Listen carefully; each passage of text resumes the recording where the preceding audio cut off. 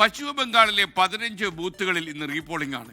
Electronic voting മെഷീനിൽ കൃത്രിമം കാണിച്ചുവെന്ന പരാതിയെ തുടർന്നാണ് വീണ്ടും വോട്ടെടുപ്പ് വേണ്ടി വന്നിരിക്കുന്നത്. അതേസമയം തെരഞ്ഞെടുപ്പ് കമ്മീഷന്റെ വോട്ടെണ്ണൽ സൂപ്പർവൈസേഴ്സിന്റെ നിയമനത്തെ തൃണമൂൽ കോൺഗ്രസ് ചോദ്യം ചെയ്തുള്ള ഹർജി സുപ്രീം കോടതി ഇന്നാണ് പരിഗണിക്കുക. വിവരങ്ങളുമായി കൊൽക്കത്തയിൽ നിന്ന് ശ്രീനാഥ് ചന്ദ്രൻ ചേരുന്നു. അതേപോലെ ഡൽഹിയിൽ നിന്ന് ഈ ഹർജിയുടെ വിശദാംശങ്ങളുമായി അർജുൻ പീതാംബരനുമുണ്ട് നമുക്കൊപ്പം. ഗുഡ് മോർണിംഗ് ശ്രീനാഥ് ചന്ദ്രൻ. എങ്ങനെയാണ് പൊതുവെയുള്ള അന്തരീക്ഷം ബംഗാളിൽ?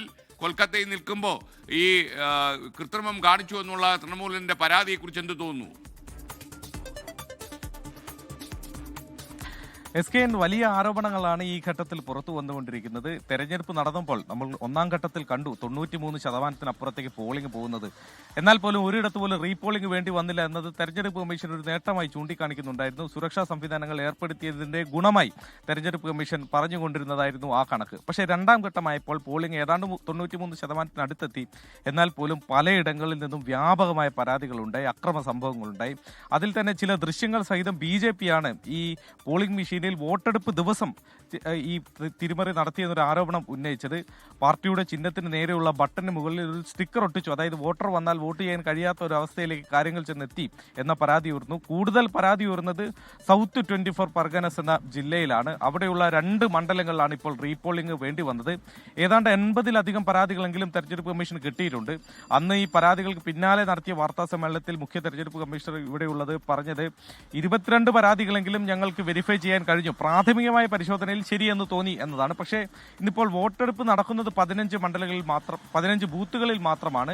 അത് ഒരുപക്ഷെ ഇനിയിപ്പോൾ വീണ്ടും ഒരിക്കൽ കൂടി റീപോളിംഗ് നടന്നേക്കാവുന്ന ഒരു സാഹചര്യം കൂടി ബംഗാളിലുണ്ട് എന്നതാണ് മനസ്സിലാക്കുന്നത്. ഏതായാലും ഈ 15 ബൂത്തുകൾ എന്നത് കഴിഞ്ഞ തവണ വലിയ സംഘർഷങ്ങളൊക്കെ നടന്ന ഇടത്ത് ഉള്ള ബൂത്തുകളാണ്. അതുകൊണ്ട് സുരക്ഷാ സംവിധാനങ്ങൾ അതിനൊപ്പം തന്നെയുണ്ട്.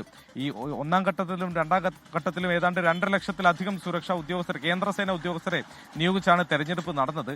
അതിൽ തന്നെ ഏതാണ്ട് 77,000-ലധികം പേരോട് തൽക്കാലം ഇവിടെ തന്നെ തുടരാൻ വേണ്ടി കേന്ദ്ര ആഭ്യന്തര മന്ത്രാലയം നിർദ്ദേശം നൽകിയിട്ടുണ്ട്. അതുകൊണ്ട് വലിയ കേന്ദ്ര സേനയുടെ ഒരു സാന്നിധ്യം ഇന്നിപ്പോൾ പോളിംഗ് ബൂത്തുകൾ ഉണ്ട് എന്ന കാര്യത്തിൽ യാതൊരു സംശയവുമില്ല.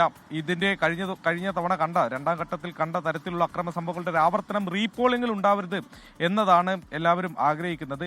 ഈ ഇലക്ഷൻ റീപോളിംഗ് നടക്കുന്ന ഈ 2 മണ്ഡലങ്ങളെ സംബന്ധിച്ചിടത്തോളം അതിൽ തൃണമൂൽ കോൺഗ്രസ് ജയിച്ചു വരുന്നതാണ്. അതിൽ ഒരു മണ്ഡലത്തിൽ അനായാസം വിജയിക്കാനുള്ള സാധ്യതയുണ്ട്. രണ്ടാം മണ്ഡലത്തിൽ ഇത്തവണ ഒരുപക്ഷെ BJPക്ക് കുറച്ച് സാധ്യത, അതായത് കഴിഞ്ഞ തവണ വോട്ടിംഗ് ശതമാനം ഉയർന്നത് ചൂണ്ടിക്കാട്ടി ഇത്തവണ ഒന്ന് ആഞ്ഞു ശ്രമിച്ചാൽ ഒരൊപ്പത്തിനൊപ്പം പോരാട്ടം കാഴ്ചവെക്കാൻ കഴിയുമെന്നുള്ള ആത്മവിശ്വാസമുള്ള മണ്ഡലമാണ്.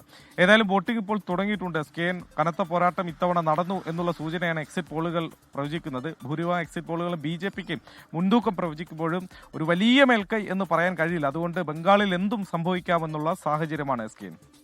ഓക്കെ, ശ്രീനാഥ് ചന്ദ്രനാണ് കൊൽക്കത്തയിൽ നിന്ന് വിവരങ്ങളുമായി ചേർന്നത്. ഇനി നമുക്ക് ഈ തൃണമൂലിൻ്റെ ഈ സുപ്രീം കോടതി ഹർജിയെക്കുറിച്ച് സംസാരിക്കാൻ അർജുൻ പീതാംബരൻ ഡൽഹിയിൽ നിന്ന് ചേരുന്നു. Arjun, good morning. പറയൂ വിശദാംശങ്ങൾ. Good morning. ഒരു പ്രത്യേക സിറ്റിംഗ് ആണ് ഇന്ന് സുപ്രീം കോടതി നടത്താൻ പോകുന്നത് തൃണമൂൽ കോൺഗ്രസിന്റെ ഹർജിയിൽ. അതിന് കാരണം നാളെ ഞായറാഴ്ചയാണ്. ഞായറാഴ്ച കഴിഞ്ഞാൽ അടുത്ത തിങ്കളാഴ്ച വരുന്നത് തിരഞ്ഞെടുപ്പിന്റെ കൗണ്ടിംഗ് ആണ്. അതുകൊണ്ട് തന്നെയാണ് ഇന്ന് സുപ്രീം കോടതി ഒരു പ്രത്യേക സിറ്റിംഗ് തൃണമൂൽ കോൺഗ്രസിന്റെ ഈ ഹർജി കേൾക്കാനായി ഇരിക്കുന്നത്. ഏറ്റവും പ്രധാനമായിട്ടും ജസ്റ്റിസുമാരായിട്ടുള്ള PV നരസിംഹ, അതുപോലെ തന്നെ ജോയ്മാല ബക്ഷി, ഇവരുടെ ബെഞ്ചാണ് തൃണമൂൽ കോൺഗ്രസിന്റെ ഈ ഹർജി കേൾക്കുന്നത്. കേന്ദ്ര സർക്കാർ ജീവനക്കാരെ കൗണ്ടിംഗ് ഒബ്സർവർമാരായിട്ടും അതുപോലെ തന്നെ കൗണ്ടിംഗ് സൂപ്പർവൈസർമാരായിട്ടും അതുപോലെ തന്നെ അസിസ്റ്റന്റുമാരായിട്ടും നിയമിക്കുന്നത് തെരഞ്ഞെടുപ്പ് കമ്മീഷന്റെ അധികാര പരിധിയിലുള്ളതല്ല എന്നുള്ള കാര്യമാണ് തൃണമൂൽ കോൺഗ്രസ് കോടതിയിൽ ഉന്നയിച്ചിരിക്കുന്നത്. മാത്രമല്ല മറ്റ് ഇടങ്ങളിൽ, അതായത് കേരളവും തമിഴ്നാടും അസമും പുതുച്ചേരിയിലും ഒന്നും തന്നെ സമാനമായിട്ടുള്ള ഉത്തരവ് തെരഞ്ഞെടുപ്പ് കമ്മീഷന്റെ ഭാഗത്തും ഉണ്ടായിട്ടില്ല. പിന്നെ എന്തുകൊണ്ട് ബംഗാൾ എന്നുള്ള ചോദ്യമാണ് ഇത്തരത്തിൽ തൃണമൂൽ കോൺഗ്രസ് ഉയർത്തുന്നതും മാത്രമല്ല അവിടെ ക്രമക്കേടുകൾ അവർ ആരോപിക്കുകയും ചെയ്യുന്നത്. നേരത്തെ ഇക്കാര്യങ്ങൾ തന്നെ ഉന്നയിച്ചുകൊണ്ട് തൃണമൂൽ കോൺഗ്രസ് ആദ്യം സമീപിച്ചത് കൽക്കത്ത ഹൈക്കോടതിയാണ്. പക്ഷേ ആ ഒരു ഹർജി അവർ തള്ളുകയായിരുന്നു ചെയ്തത്. അതിൽ ഏറ്റവും പ്രധാനമായിട്ടും കൽക്കത്ത ഹൈക്കോടതി എടുത്തു പറഞ്ഞ കാര്യം കേന്ദ്ര സർക്കാർ ജീവനക്കാരെ നിയോഗിച്ചതുകൊണ്ട് മാത്രം അവിടെ ക്രമക്കേട് നടക്കുമെന്നുള്ള കാര്യം തൃണമൂൽ കോൺഗ്രസിന് ആരോപിക്കാൻ കഴിയില്ല എന്നുള്ള കാര്യമാണ്. ഏറ്റവും പ്രധാനമായിട്ടും CCTV ക്യാമറകൾ ഉണ്ട്. മാത്രമല്ല സ്ഥാനാർത്ഥികളുടെയും പാർട്ടികളുടെയും ഏജന്റുമാർക്കും ഈ പറയുന്ന കൗണ്ടിംഗ് ടേബിളുകളിലേക്ക് പ്രവേശനമുണ്ട് എന്നുള്ള കാര്യമാണ്.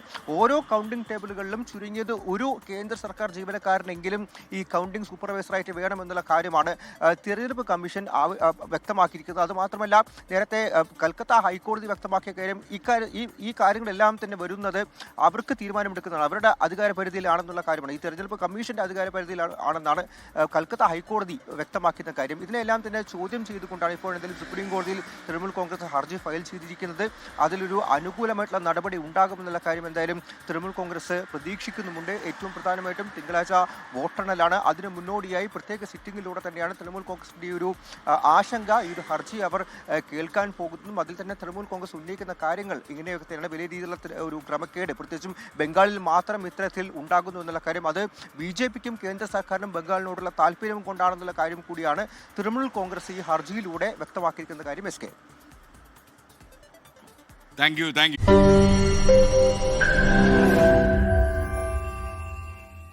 ലോകത്തെവിടെയായാലും ഏത് സമയത്തും 24 വാർത്തകളും ഓഗ്മെന്റഡ് റിയാലിറ്റി പാക്കേജുകളും എക്സ്പ്ലെയിനറുകളും വിശദമായി കാണാൻ ഞങ്ങളുടെ യൂട്യൂബ് ചാനൽ നിങ്ങൾക്ക് സബ്സ്ക്രൈബ് ചെയ്യാം.